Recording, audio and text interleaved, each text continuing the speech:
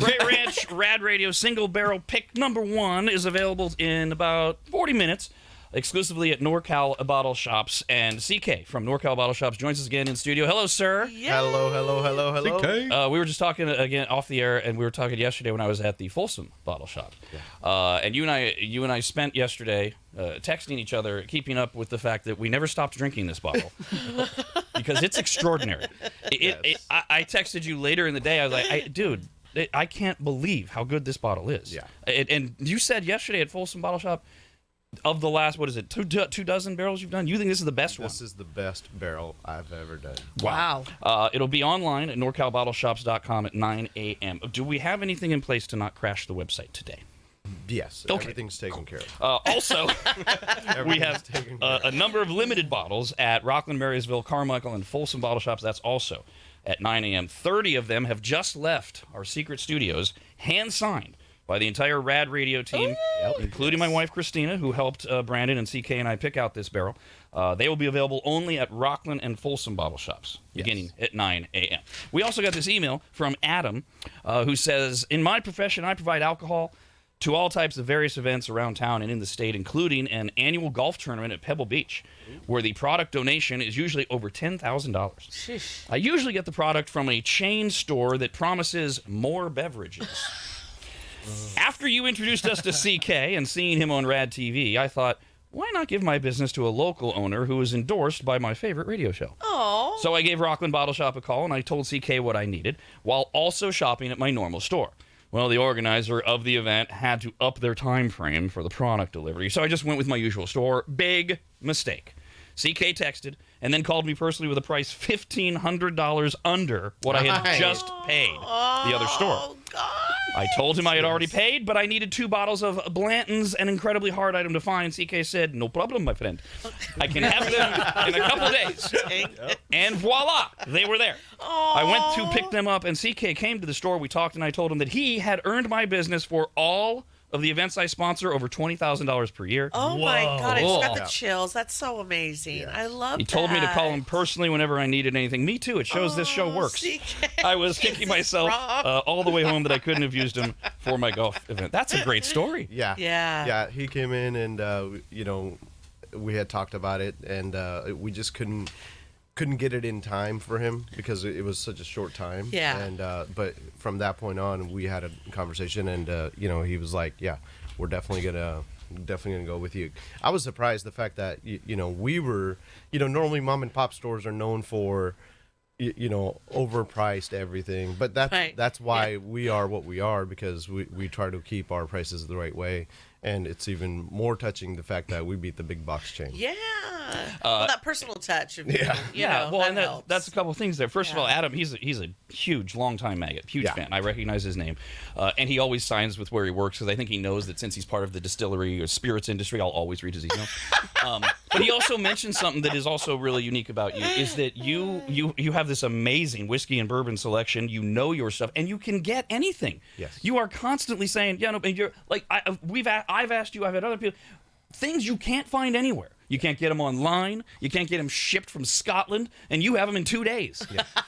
So, and this, he knows some people. This is, hey, I know some people who know some people. Knows a guy that knows a guy. And I don't need to know about any of that. I just need the whiskey I asked for. Yeah. By the way, CK did offer to wear his turban this morning for the interview. That was at the end of yesterday, because he is self-aware that he is a walking stereotype. Yep. Because if you haven't figured out yet, he is Indian. Yeah, and he owns liquor stores. Oh. See? I'm the most redneck Indian you'll ever meet. You are. I will confirm that. But the story of how you got here is pretty. And I don't mean from India on the back of a horse. I mean how you got to this. On the back of the camel. Would have been a camel. Yeah. Sorry. Come on, get it right. Yeah, I know. The horses until you get to Europe. Yeah. This is in Texas. Oh my God. Oh dear God. So the bottle shop stores they were your dad's, right? My dad started our first location, which was in Carmichael. So were you born in India? Yes. Okay, and how long did you live there? I moved to the States when I was 14, so I have 14 years in it. Was that with your parents, or were they already here? Because sometimes, the families are broken up. So, yeah. So my dad moved to the States when I was 2.5 years old. Oh, God. Yeah. How often did he come back home? The first time I saw him in my actual remembering, I was 9 years old. Whoa. Okay. Whoa. So he moved here Wow. for what? Opportunity? Yes. Okay. Yeah. So you grow up in India under your mom. With my mom, Okay. yeah. Any siblings? No. So you get here with mom when you're Yes. 14. Yep. And I assume since you're Indian, you go right to work. Yeah, pretty much. It's crazy. I remember landing, back home, it's different, right? You come to the States. I remember my first thing I remember, my dad was living in an apartment, right? So we drive from San Francisco after we landed on the airport. And mind you, it's like 36-hour freaking flight and drive time and everything else. And we get home, and I'm like, so my dad opens the apartment gates, right, with the remote. I'm like, wow, my dad has a big house. Right? Even the gate opens with the remote, right? So I'm like, all right, good, that's good. So we walk into our apartment, and, obviously it's, 2-bedroom apartment. And that's all we needed at the time. It's just my mom and I and my dad, and that's about it. And so did you start working for him? Yeah. Well, first we started, obviously, I was going to high school, went to junior high and high school here, Center High School. Go Cougars. Kyle, not what you think. Not those Cougars. I got all excited. I was like, what about Cougars? But, then my dad, obviously, at the time we had a store. First store was in Roseville. And then we sold that, and then we bought our main store, which is, we still have it for almost 24 years now, in Carmichael. That's our very first store. And I went to, obviously, as you grow up in different culture, you become, I became Americanized, and my dad and I had. So you got lazy. Yeah. Well, not Fat. Yeah, that too. But we had our differences. So I was like, Dad, you handle your business. I'm just gonna go learn how to make a life. Got started with Walgreens. Did 12 years with Walgreens. Doing what? Everything? Started out as assistant manager. Left. Got kicked out as a store manager for stopping a shoplifter. Oh, that corporate policy that's so much fun that we read about all the time. And that's why they just got done shutting down 12 Walgreens in the Bay Area. Yeah. So you do 12 years at Walgreens, and while you're doing that, is it always known you're going to go back to the bottle shops, or is that behind you? No. The thought process was, whenever Dad's ready to give up, I'll step back in, and then I'll do it my way. But I guess the time frame got sped up a little bit due to Walgreens. so I bought my first store in Auburn. Then we bought our Weimar, Which isn't there anymore right now. No, Okay. which we sold it. Not that we won't open another one in Auburn at some point. Oh, yeah. But just so people don't get confused. Yeah. Where everything is, especially in 30 minutes when they're looking for these damn bottles. Yeah. But then we, got our Weimar store, and then nobody wanted to touch Rockland. It was shut down for 3 years. Nobody wanted to come around, open up that store, and we just took a chance on that store. Well, so the Rockland Bottle Shop it's right by Sierra College. It's on Sierra College and Rockland Road. Rockland Road, right. And it's right by the actual Sierra College. And I used to live in that area in another life. And when we first met, I was like, this can't be the right location. Because first of all, that place had been closed. And when it was open, it was the stereotypical stupid ass, they had nothing good, college liquor store. There was not anything, I don't think, over $20 in that store. No.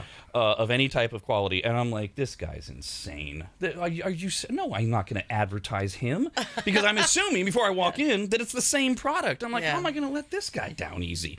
But I did have the back knowledge of, remember, this whole relationship began because Pottery World showed up at Christmas last year, gave us all gifts, and they gave me a couple bottles of really good whiskey from the Rockland Bottle Shop. Old Forester. And the Garrison, right? Yeah. Yeah. And so... That's right. And so I'm like, well, he's carrying this. Yeah. What? And when I walk in, I'm like blown away by this wall of whiskey and bourbon and tequila and rum, and then start talking to you and get to know you and find out, to bring this full circle, you're very open about, you're not the stereotype because you actually know your product, love your product, can talk to your product, drink your product. In a lot of places, you walk in and they don't know anything about what they're selling. No. And that's the main thing, right? I mean, you have to live it to you have to believe in the product in order to sell it. And if you don't even drink it yourself, how you gonna sell that? You know, and that's the biggest issue we have. And the gentleman that you and I were talking about yesterday, you know, that was the conversation. I didn't know if you wanted to tell that story on the air or not. That was the conversation we had. He's like, hey, I just want to find out, you know, he goes, well, normally I go into those mom and pop stores, and first of all, mostly are owned by East Indian people. And number two, you walk in, either they're reading the newspaper or they're playing their Indian music in the stores. I said, well, that's not us. You know, and he was very pleased to the fact that, number one, I'm excited to talk to him. I'm showing him things around and everything else, and it was the amazing part. your product. Yeah. And this particular guy is one of these great stories of he's the guy that tries to, when guests come over, give them opportunities to taste things that they won't taste otherwise, because he's obviously done very, very well in life. Yeah. And he's able to talk to CK about some really rare, really expensive, really old whiskeys and stuff. And he's drinking them. He's not putting them in a case. No. When his friends come over, it's like, hey, you know, I'm sure he doesn't say out loud, you're never going to do well enough to taste this. He says, can we say what he spent? Sure. 3 bottles, right? It was 3 bottles. Yeah. $17,000. Wow. Good for him. Jesus. Absolutely. Good for him. And I love that he wants to also share it with people. Exactly. Like Exactly. that. I love that. And good you for know? CK to have it. Yes. To know it, to be able to talk to him, because a guy like that ain't getting fooled. Oh, I love he knows. that. He knows you're not just reaching for the most expensive. He's gonna go, that's garbage, but That's a great place to be in Isn't that life. amazing? I love that. And that was the beauty of it, right? I mean, he wanted to find out the information from me, so that way Yeah. he knows that what I'm talking is not just gibberish. I'm actually saying what it is and what it's all about. and that was all at the Folsom Bottle Shop, your newest location. Yeah. And the other thing too is all of your team, your employees, my buddy Nick at Rockland, they all know their stuff too. Yeah. Every time I go in, I learn something new from Nick. Yeah. Hello there, Josh. Good morning. What's up, CK? Dude, I missed you, bro. I used to go to that Carmichael store like 6 days a week. Man, you're the man. Thank you, Josh. What happened? Did you sober up? Yeah. No, I moved out of that place. Oh. Okay. Well, But I did go to the. I did recently go to the Rockland the Folsom one, and I bought some liquor. But I was looking for you. I said you work at the Rockland one, so nice to see you're doing well, man. Thank Hope you. to see you Appreciate soon. it. And you never really know. nice. I mean, if I had to guess, you're probably at Folsom Bottle Shop most often, Rockland second, but you can be found at any of the 4 any given time. Exactly. All right, we got to take a quick break. We did release. I don't know how much of it you remember, CK, but the last trip we took to Frey, which is not this bottle. Yep.